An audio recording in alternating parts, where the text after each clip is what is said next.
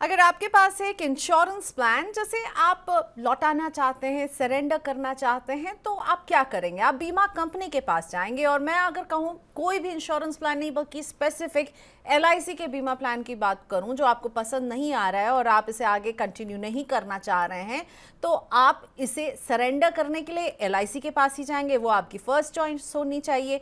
लेकिन इसके एवज में बीमा कंपनी क्या करती है, आपको प्रीमियम का कुछ हिस्सा लौटाती है, यानी आपको पॉलिसी बंद करने पर एक सरेंडर वैल्यू जो है वो दे दिया जाता है और फिर बीमा कवर आपका खत्म हो जाता है। जो पैसे हैं वो आप ले लेते हैं, पॉलिसी क्लोज, और आपके और कंपनी के बीच में अब कुछ नहीं बचा है।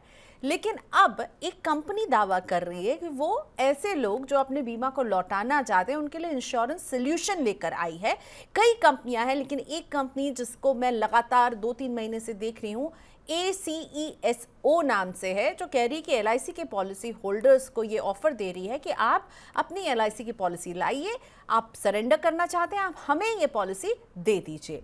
तो क्या ये सही है? और ये सवाल इसलिए उठा क्योंकि एलआईसी इसका विरोध करती हुई दिख रही है। एलआईसी ने अपने बीमा पॉलिसी होल्डर्स को एक नोटिस जारी करके कहा है कि भाई इस तरह की कोई भी एंटिटी, हम उससे एफिलिएटेड नहीं है, हम उनकी कोई सर्विस नहीं ले रहे हैं, वो अपने आप ये काम कर रहे हैं और इससे एलआईसी का कोई लेना देना नहीं है, हमारी कोई जिम्मेदारी इससे जुड़ी हुई नहीं है अगर आप ऐसा कुछ करते हैं तो ये कॉन्सेप्ट क्या है? एलआईसी को ऐसा नोट क्यों लिखना पड़ा अपने पॉलिसी होल्डर्स को? इन सब पर आज मैं बात करने वाली हूँ। मेरे साथ जुड़ रहे हैं मनोज पांडे जी, एसोसिएट प्रोफेसर हैं बिमटेक में, इंश्योरेंस को क्लोजली फॉलो करते हैं, इंश्योरेंस पढ़ाते हैं और आज मेरे साथ हैं इस बातचीत के लिए।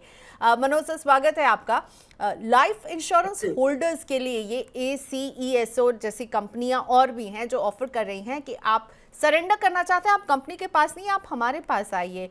ये क्या है? ये कैसे कंपनी क्यों कह रही है कि आप हमारे पास आकर के सरेंडर कीजिए? इसमें इन्हें क्या पॉलिसी इस तरह से देनी चाहिए किसी पॉलिसी होल्डर को कि भाई कंपनी के पास नहीं जाकर आप इसको, एक थर्ड पार्टी मैं कहूँगी जो आ गया है जो कह रहा है आप मुझे दीजिए?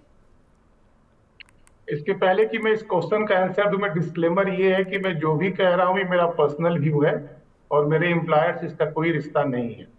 हैविंग सेड सो, देखिए, जो लाइफ इंश्योरेंस जो पॉलिसियां होती हैं मूलतः यह एक फाइनेंशियल इंस्ट्रूमेंट है और जब ये पॉलिसी इशू होती है तो किसी भी व्यक्ति के प्रॉपर्टी का एक हिस्सा बन जाता है। जिस तरह से प्रॉपर्टी का ट्रांजैक्शन हो सकता है कि हम अपना जरूरत पड़ने पे हम अपनी प्रॉपर्टी बेच सकते हैं, घर बेच सकते हैं, मकान बेच सकते हैं, other movable immovable property share बेच सकते हैं। थ्योरेटिकली अगर देखा जाए तो लाइफ इंश्योरेंस पॉलिसी को भी बेचने में कोई आपत्ति नहीं है। और यह भी एक फैक्ट है कि इंडिया में जो पॉलिसी को बेचना वर्ड हम यूज नहीं कर रहे, लेकिन पॉलिसी को गिरवी रह करके असाइनमेंट दे करके लोन लेना वगैरह काफी लीगली अलाउड है, होता है। इंश्योरेंस कंपनी खुद लोन देती है, बैंक से लोन लेते हैं और अपने पॉलिसी का असाइनमेंट करते हैं। असाइनमेंट मतलब एक तरह कहीं गिरवी रह करके पैसा लेते हैं। तो ये एक फाइनेंशियल इंस्ट्रूमेंट है, इससे कोई इनकार नहीं कर सकता। यह एक प्रॉपर्टी है, इससे कोई इनकार नहीं कर सकता। लेकिन अभी जो मुद्दा चल रहा है जिसका कि आपने रेफरेंस किया, मैं प्रियंका जी आपको बताऊं कि कोई नया मुद्दा नहीं है। ये लगभग पिछले 20-22 सालों से इंडियन मार्केट में ये मुद्दा चल रहा है और खास करके जिस पार्टिकुलर कंपनी का आपने नाम लिया उनके विभिन्न अलग अलग ग्रुप कंपनियां भी हो सकती हैं। ये लोग इस मुद्दों को पिछले 20 सालों से एलआईसी से लड़ रहे हैं। इनका बिजनेस मॉडल ये है जो ये प्रपोज करते हैं और जो कि देखने में कहीं भी कुछ गलत नहीं लगता है, हर आदमी के बेनिफिशियल सा लगता है। ये कहते हैं कि अगर आपके पास कोई इंश्योरेंस की पॉलिसी है, और एक आश्चर्यजनक बात है कि जब इंश्योरेंस पॉलिसी होती है तो इस पर्टिकुलर कंपनी केवल एलआईसी पॉलिसी की बात कर रही है। They are not ready to entertain the endowment or traditional policy of any other life insurance company. They are targeting only life insurance yes. company, LIC वाली बात। तो इनका ये प्रोपोजिशन है कि अगर आपके पास कोई पॉलिसी है जो चल रही है और शायद अब आप उसको आगे चलाना नहीं चाह रहे हैं, तो एक ही ऑप्शन है कि आप उस पॉलिसी का सरेंडर कर दीजिए। सरेंडर करना हमेशा ही पॉलिसी होल्डर के लिए घाटे का सौदा होता है और ये कहीं ना कहीं इंश्योरेंस कंपनी के लिए फायदे का सौदा होता है। क्योंकि इंश्योरेंस कंपनी जो आपका पॉलिसी का जो वैल्यू है, जिसको पेड अप वैल्यू कहते हैं, जो एक्वायर कर चुकी होती है, वो नहीं देती है, बल्कि उसका एक डिस्काउंटेड वैल्यू देती है, जिसको कि सरेंडर वैल्यू कहा जाता है। तो सरेंडर करना लॉस मेकिंग होता है। अब ये कंपनी ये कह रही है कि अगर आप पॉलिसी को सरेंडर कर देते हैं तो एक तो आपको इंश्योरेंस कंपनी एलआईसी कम पैसा देती है, सरेंडर वैल्यू देती है। दूसरा ये होता है कि आपके ऊपर जो रिस्क कवरेज चल रहा है कि डेथ होने पे ज्यादा पैसा मिलेगा, वो ब्लॉक हो जाता है। जब पॉलिसी लैप्स हो जाती है और पॉलिसी आगे नहीं चलती है तो जो एजेंट का कमीशन मिलता है वो भी ब्लॉक हो जाता है। तो इनका प्रोपोजिशन ये है कि आप पॉलिसी को सरेंडर मत कीजिए, आप उस पॉलिसी को हमें दे दीजिए। हमें दे देने का मतलब आप पॉलिसी को हमें असाइन कर दीजिए, हम आपको सरेंडर वैल्यू दे देते हैं, यहां तक तो ठीक है। इसके बाद ये उस कस्टमर से, कस्टमर मतलब पॉलिसी होल्डर से, एक आपस में एक डील करते हैं, जिसके तहत ये प्रॉमिस करते हैं कि मेच्योरिटी हो या डेथ क्लेम हो, उस स्थिति में जब पैसा इनको मिलेगा, क्योंकि पॉलिसी अब इनके नाम से असाइन हो गई है, इस कंपनी के पास चली गई, पॉलिसी के मालिक ये हो गए हैं, डेथ क्लेम हो मेच्योरिटी हो जो भी मिलेगा इस कंपनी को मिलेगा, तो उसमें से भी हम आपको एक शेयर देंगे। अब वो शेयर कितना होगा, क्या होगा, उसके बारे में कोई भी जानकारी पब्लिक डोमेन में उपलब्ध नहीं है। तो अगर देखा जाए तो पॉलिसी होल्डर को सरेंडर वैल्यू तो ये दे ही रहे हैं, साथ में बाद में कुछ और भी ज्यादा अमाउंट देने का प्रॉमिस कर रहे हैं। एजेंट को देखा जाए तो उसका कमीशन चलता रहेगा। और अगर इस तरह से देखा जाए कि पॉलिसी का चलना एक अच्छी बात होती है, परसिस्टेंसी जिसको बोलते हैं, तो इंश्योरेंस कंपनी को भी कोई लॉस नहीं हो रहा है। फिर इंश्योरेंस कंपनी को आपत्ति क्या है? एलआईसी ने ये नोटिस क्यों लिखा है? क्योंकि आप कह रहे हैं कि देखिए एक तरह से ये विन विन सिचुएशन है पॉलिसी होल्डर के लिए, कंपनी के लिए, उनके जो बीमा एजेंट है एलआईसी के तो सबसे ज्यादा 14 लाख बीमा एजेंट है, अगर सबके लिए विन विन है तो इस विन विन में वो कंपनी जो पॉलिसी ले रही है ऐसे पॉलिसी होल्डर से जो कंटिन्यू करना चाहता है उसके लिए भी तो कुछ फायदा हो रहा होगा, और एलआईसी क्यों अपने ग्राहकों को चेता रही है? इसका कारण है मैम कि कोई भी जो लीगल इवोल्यूशन होता है, जो नियम कानून बनते हैं, वो समाज के साथ बनते हैं। बहुत सारी चीजें ऐसी होती हैं जो लीगली गलत नहीं होती हैं, फिर भी समाज उसको एक्सेप्ट नहीं कर सकता है।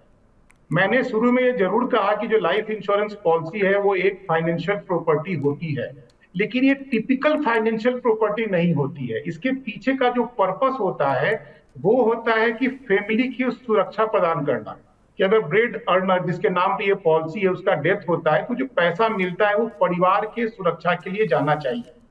दूसरी बात होती है कि ये व्यक्ति के जीने मरने से भी रिलेटेड है, यानी मोरल हजार्ड एक वर्ड होता है जो इसमें इन्वॉल्व होता है। इसीलिए ये इंश्योरेंस लेते वक्त उस व्यक्ति का इंश्योरेबल इंटरेस्ट होना भी बहुत जरूरी होता है। मैं आपके जिंदगी पे पॉलिसी नहीं ले सकता क्योंकि हमारा आपका रिश्ता इंश्योरेबल इंटरेस्ट में नहीं आता है।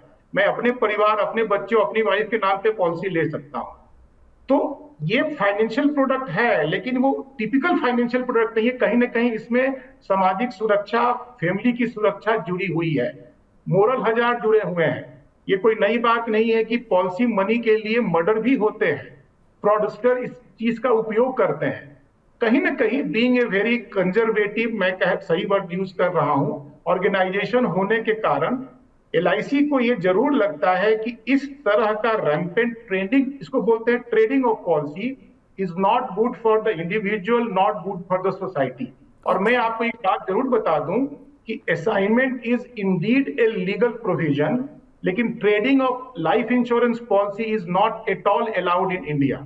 कहीं ना कहीं जो स्मार्ट लोग होते हैं, जो बिजनेस ओनर होते हैं, वो लोग रूल के जो लूप होल्स होते हैं उसको एक्सप्लॉइट करते हैं, बिजनेस मॉडल उससे डेवलप होता है, और हो सकता है कि आने वाले समय में वो बिजनेस मॉडल एक्सेप्टेबल हो जाए और बाद में उसको रेगुलेट करने के लिए नियम भी बन जाए। अब इसमें मनोज सर, ये इसमें जो ये पार्टी है, ये जो कंपनी है, एक ही कंपनी नहीं है, आपने ही मुझे एजुकेट किया, ऐसी कई कंपनियां हैं जो लाइमलाइट में नहीं है। ये एक कंपनी है जिसका हम नाम ले रहे हैं, वो लाइमलाइट में, हमने उसके बहुत सारे जब वेबसाइट पर देखे, आर्टिकल्स देखे, वो ऐसा कर रही है। तो उनके वेबसाइट पर भी आप जाएंगे तो पहला सवाल, उसको क्या फायदा होगा इस तरह से बीमा लेने पे? दूसरा सवाल ये कि सिर्फ एलआईसी का ही बीमा क्यों एलआईसी की ही कंपनी ही क्यों, और भी तो बीमा कंपनियां हैं। देखिए, अब डिस्कशन या कंक्रीट आंसर हम तब दे सकते हैं जबकि इनका जो बैक एंड ऑपरेशन है, पॉलिसी के असाइनमेंट तक तो सारी चीजें ठीक हैं, लेकिन उसके बाद जो इनका जो कॉन्ट्रैक्ट पॉलिसी होल्डर से होगा कि डेथ क्लेम या मेच्योरिटी में और एडिशनल बेनिफिट वो क्या देते हैं, वो हमारे पास जानकारी नहीं है, पब्लिक डोमेन में नहीं है। तो मैं अपने अनुभव से ही कह सकता हूं कि एक तो ये भी काम है कि ये कोई कंपनी नहीं है, ये जो असाइनमेंट हो रहा है वो एक ट्रस्ट के नाम से हो रहा है, और फिर ट्रस्ट में जब पॉलिसियां आ जा रही हैं तो उस पॉलिसी के ब्लॉक का सिक्योरिटाइजेशन करके ये फिर इसको किसी और बाहरी व्यक्ति को, इन्वेस्टर्स को पैसा, मतलब इन्वेस्टर्स को सिक्योरिटाइज पॉलिसी बेच रहे हैं। देखिए, अब हालत ये है कि इसका जो अपोज करने का कारण एलआईसी का है, शायद कहीं ना कहीं एलआईसी को ये लग रहा है कि ये चीजें ठीक नहीं है, क्योंकि बैकग्राउंड में क्या हो रहा है ये पब्लिक डोमेन में नहीं है। और आपका दूसरा क्वेश्चन ये था कि एलआईसी की ही पॉलिसियां क्यों, ये मेरे समझ में भी नहीं आ रहा है, क्योंकि जब ये बिजनेस शुरू हुआ 2002-3 में, उस वक्त एलआईसी डोमिनेंट पॉलिसी, मतलब इंश्योरेंस कंपनी थी। इंडिया की पॉलिसी का 99% पॉलिसी उसी के पास था। लेकिन समय के साथ तो प्राइवेट इंश्योरेंस कंपनियां भी इस लाइन में आई हैं। हो सकता है, ये मेरा मानना है मेरे अनुभव के आधार पे, कि जो एलआईसी का जो इंडोमेंट प्लान है और उसका जो बोनस स्ट्रक्चर वगैरह पास्ट में रहा है, वो या अभी जो है, it is better than the private insurance company perhaps, इसलिए उस पॉलिसियों में जो रिटर्न की संभावना है वो ज्यादा है। ओके, लेकिन अब ये एलआईसी ही बताइए। अकेले क्यों, मेरे पास इसका जवाब नहीं। ठीक है, ओके, फेयर इनफ, क्योंकि हमें उस कंपनी का मॉडल भी समझना होगा, उस कंपनी, वो कंपनी क्या कर रही है ये लेके इस पे कोई क्लैरिटी नहीं है। और एलआईसी ही क्यों, मार्केट लीडर है, निजी कंपनियों के आने के बाद भी मुझे लगता है ये मार्केट लीडर अभी भी है। अब ये बताइए, आप सजेस्ट करेंगे, आप इंश्योरेंस को समझते हैं, आप खुद इंश्योरेंस क्षेत्र में इतने समय तक काम किया, अगर आपको आके आपका कोई मित्र, या मैं कहूँ कि मनोज सर एंडोमेंट प्लान है, उसे मुझे जो है मैं नहीं कंटिन्यू करना चाहती हूँ, मैं इस तरह की सर्विस का फ़ायदा लूँ, फ़ायदा क्या मतलब इस तरह की सर्विस अवेल करूँ या नहीं, ये ऑफर सही है या नहीं?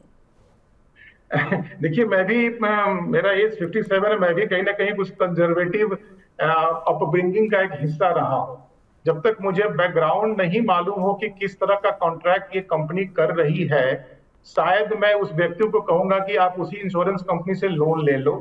लेकिन मैं इस चीज से नकार नहीं रहा हूं कि ये एक प्रॉफिटेबल और बेनिफिशियल मॉडल हो सकता है। बाहर के देशों में रेगुलेटेड रिजीम में trading of life insurance policy allowed है, यूएस में, कनाडा में, यूके में, सिंगापुर में। तो ये बिजनेस, चूंकि इंडिया में अभी सरकार ने इसको रेगुलेटरी रिजीम नहीं दिया है, तो मैं ये कतई नहीं कहूंगा कि ये गलत चीज है।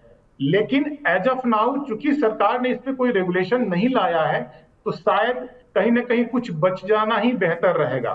दूसरी बात मैं आपको ये कहूं, फिर ये मेरा ये सोचना है कि ये जो पूरा इस कंपनी जो काम कर रही है, ट्रस्ट के नाम से ये पॉलिसियां असाइन हो सकती हैं।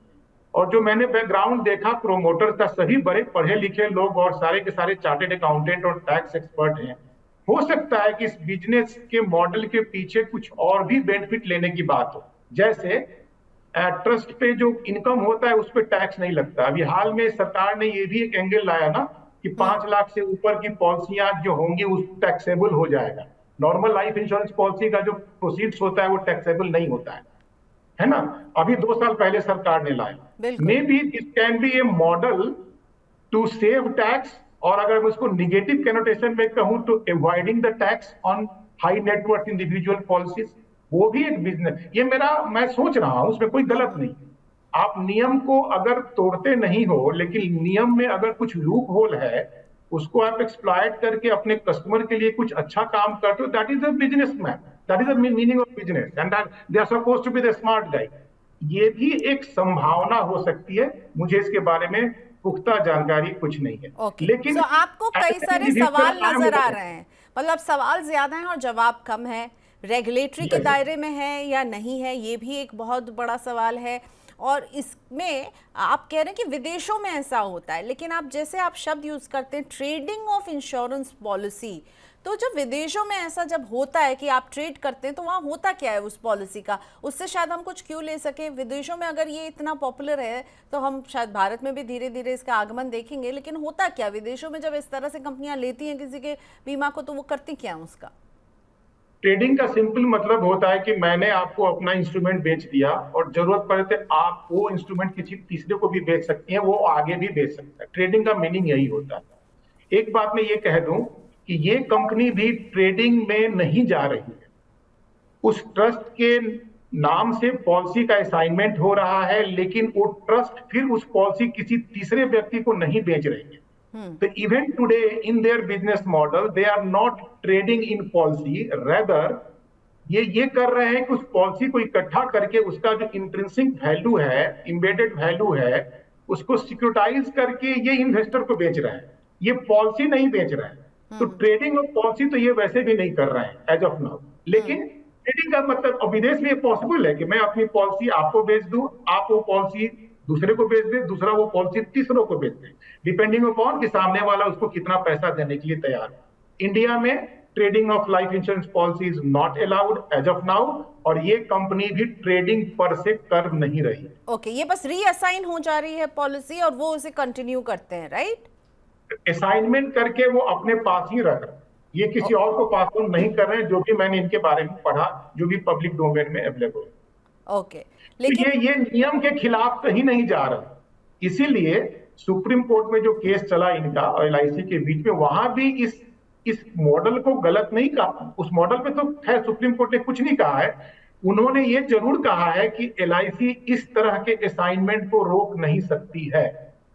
इसीलिए एलआईसी ने, चूंकि उनका अब एक कंजर्वेटिव स्टैंड है, they have given a clarification to their own customer कि भाई आप अगर कर रहे हो तो आपकी जिम्मेवारी है, हमें बाद में मत बोलना कि हमने बताया नहीं आपको। ठीक है, तो एज समवन असाइनमेंट रोक नहीं सकते। एज एन एक्सपर्ट आपका व्यू क्या है? आपका व्यू, मुझे लगता है आप कह रहे हैं कि ऐसा करने से मतलब आपने शुरुआत में तो कहा कि भाई पॉलिसी होल्डर के लिए विन विन सिचुएशन है, कंपनी के लिए विन विन है, लेकिन जब मैंने आपसे पूछा कि आप किसी को सलाह देंगे तो आप तो मना कर रहे हैं, राइट? तो आप सलाह नहीं देंगे? मैं चाहूंगा कि थोड़ी मैं ये मेरा ये पूरा मत है कि आने वाले समय में ये चीजें बिल्कुल रेगुलेट होंगी और विदेशों की तरह यहाँ भी ये संभव हो पाएगा।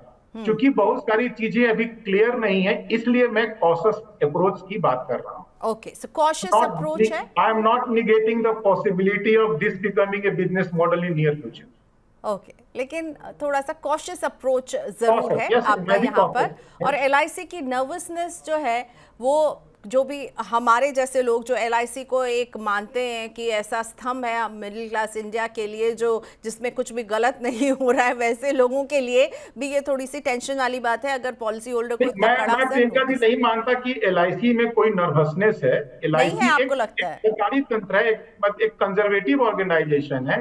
उनका थॉट प्रोसेस अभी भी यही है कि मुझे लगता है कि लाइफ इंश्योरेंस पॉलिसी फैमिली के लिए होती है, इसका गलत मिसयूज ना हो जाए। देखिए, अगर मैं एक्सट्रीम आपको एग्जांपल दूं तो एलआईसी एक ऐसा इन्वेस्टमेंट है जहां की मैक्सिमम रिटर्न तब मिलता है जब आदमी एक प्रीमियम दे के अगले दिन मर जाए थ्योरेटिकली, और सबसे कम रिटर्न तब मिलता है जब आप सर्वाइव कर जाए। तो अगर आप इसको एक टिपिकल इन्वेस्टमेंट के रूप में देखने लगिएगा तो कहीं ना कहीं कुछ खतरे भी आ सकते हैं। ठीक है, बड़ी कंपनी कुछ गलत काम नहीं करेगी, लेकिन छोटी कंपनी शायद कुछ गलत काम भी करने शुरू कर देना। इसी तो के नाम पर तो आना चाहिए, रेगुलेट तो होना चाहिए। बिल्कुल, तो रेगुलेशन की यहाँ पे सख्त ज़रूरत है, कॉशियस अप्रोच है, और एलआईसी भी आगाह करे अपने पॉलिसी होल्डर्स को कि देखिए ये सब हमारी इससे कोई एफिलिएशन नहीं है। Thank you so much Manu sir, आज आपने वक्त निकाला मनी 9 के लिए, शुक्रिया आपका। Thank you Priyanka ji.